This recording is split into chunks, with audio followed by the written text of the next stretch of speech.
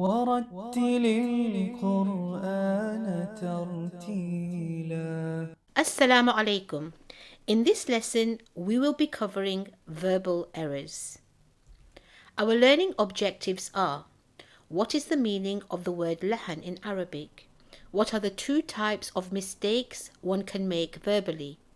What factors indicate to a major or minor mistake? What is the ruling on making major or minor mistakes?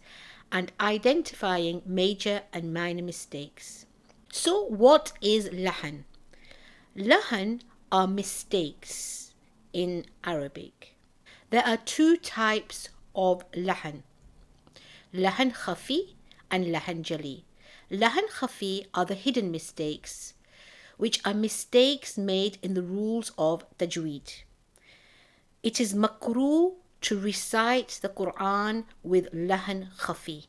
Lahan jali are the clear and obvious mistakes. So this can be when we read in the Quran, we change the letter, we change the haraka, we can add a letter, we can delete a letter. And it is haram if these mistakes are made on purpose. So let's look at some examples of lahan jali. The first example, change of letter.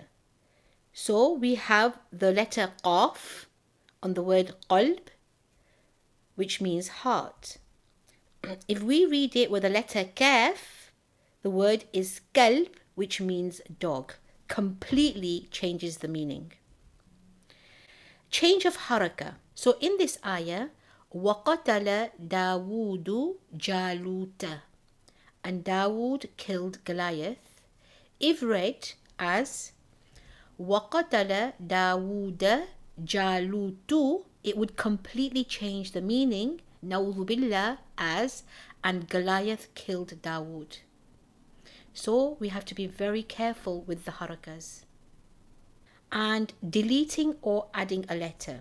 So in this word, الَّذِينَ, it's very common for people to extend the letter noon with an alif. So instead of reading it as الَّذِينَ, they would say الَّذِينَ. Let's do an example together of lahan jali. So in this ayah, we have the word inna fi khalqi samawati. If we extend it and add the letter alif, so instead of reading it as inna fi khalqi samawati, we read it as inna.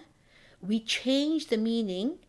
Instead of saying indeed, it becomes indeed we. So grammatically, it changes into a plural. Another example of a lahan jali would be وَإِذْ قَالَ إِبْرَاهِيمُ.